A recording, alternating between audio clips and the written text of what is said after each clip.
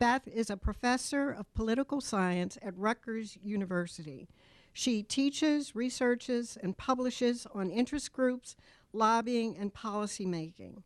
She received her BSJ from the Medill School of Journalism at Northwestern University and her PhD in political science from Texas A&M University.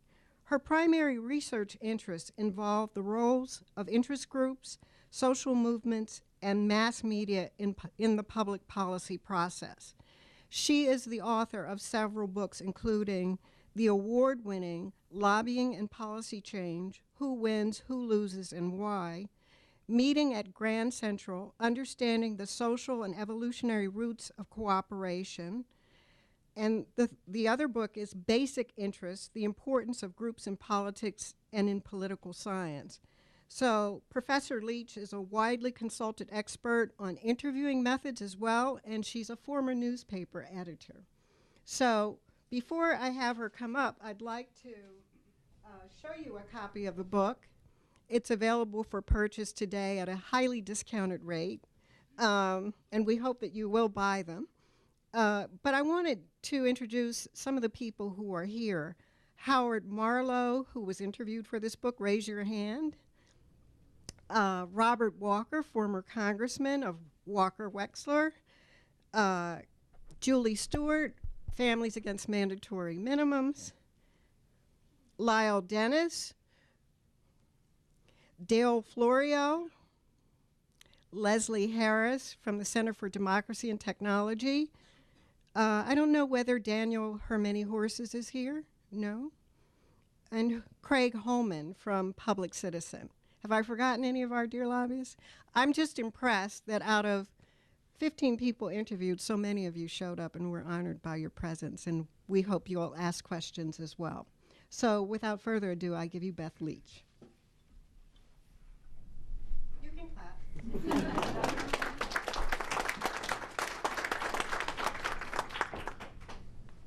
Thank you, Laura, and thank you to everyone here at the ACLU for having me here today. So in the audience, how many of you are lobbyists? How many of you are policy advocates? Okay. I have to admit, it's a little bit strange for me to be here talking to a room full of lobbyists about lobbying, because usually it's the other way around, and I'm the one asking the questions and listening to what you have to say. But we'll turn the tables for just a minute and talk a little bit about what motivated me to write this book. I was motivated to write the book in part because of what Laura said, the idea that the general public has a very inaccurate view of who lobbyists are and what they do. When I talk to people, when I meet someone outside of Washington, I tell them that I study lobbying. The reaction is usually something akin to, I've just said I study corruption and con artists. But from what I actually know from my previous research, I can tell you, I could tell them that lobbyists spend more time with public officials who already agree with their point of view than with those who oppose them. Lobbyists bring an enormous amount of expertise and specialized information to the policymaking process. And I think importantly, I know from my surveys that only about 1/3 of the interest organizations that are active in Washington even have an affiliated PAC. And those who do have a PAC give most of them give relatively modest amounts. So Lobbyists at Work is my effort to try and address some of these things and to share that with the general public. Now, the first thing that you would learn from this book is that there is an extraordinarily wide range of lobbyists for virtually any type of policy or interest. In the book, of course, there is a lobbyist who worked on healthcare reform, but there also is a lobbyist who worked on education reform and rights for veterans. There is a lobbyist for a university, for police officers, for Native American casinos, for internet freedom, for fair prison sentences, for civil liberties. There's even a lobbyist for other lobbyists and a lobbyist for lobby reform. So what did I learn from this? What would you learn if you read the book? Well, one of the things I learned is that no one grows up thinking they want to be a lobbyist. I also learned, okay, some secrets. There's 2 people in the book who now are well-known lobbyists on science policy who got bad grades in science when they were in school. I learned that you can walk into a closet during a job interview and still get the job. You'll have to read the book to find out who those people are.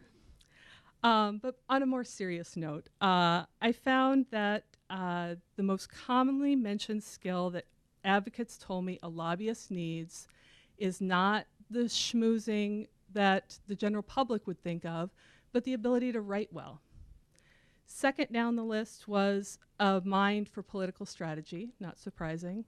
And it was a distant third, the idea that you need to be articulate, or as the public might think, smooth talking. In the interviews, the idea of the lobbyist as a policy specialist comes through loud and clear.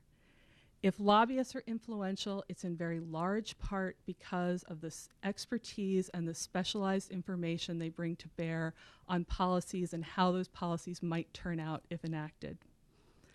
They know more about their policies than just about anyone in the world. It was also striking to me how many lobbyists apologized to me because that particular week they had not been on the Hill. They had not met with any members of Congress. They had not met even with any staff. And so a lot of their work goes into preparing for those meetings, but what the public doesn't understand is that's a relatively small part of what a lobbyist does. It's a small fraction of what the average lobbyist is doing. So why do I think it's a problem if the public has an inaccurate view of what it is to be a lobbyist? I certainly know that it can be very useful politically to blame things on lobbyists. It's rhetorically useful, especially for underdog groups, to blame things on the lobbyists and their money, the big money lobbyists and their interests.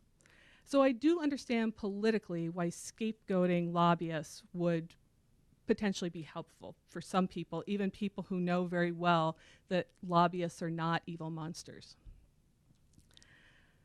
Perhaps those reformers would even say that the inaccuracies help level the playing field. I disagree with that point of view. I disagree with that point of view in part because I'm a professor and it bugs me when inaccuracies are repeated.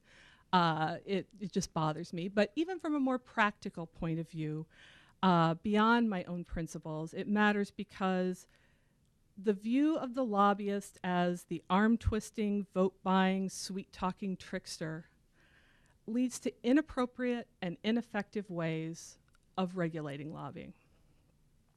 It leads, for example, to laws and rules that limit the ability of lobbyists or former lobbyists to serve on advisory committees or to work for campaigns or for agencies.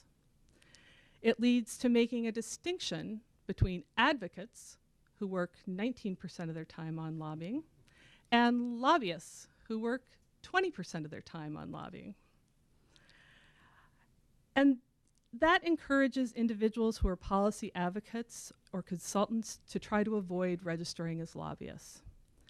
And that, in turn, leads to a lack of transparency and an inability to regulate the unregistered shadow lobbyists. So that's why I think it's important that more people outside of Washington understand what it means to be a lobbyist, and that's why I wrote this book. Now, the book, as Laura mentioned, itself is not an argument. The book itself is people talking about their jobs and what they do. But there are policy implications to what they have to say. And I hope one of the messages that comes through in the book is that lobbying at its essence is representation of interests. The right to have those interests represented by a lobbyist derives directly from the right to bring grievances before government, the right to assemble. I hope this book makes that a little bit better known.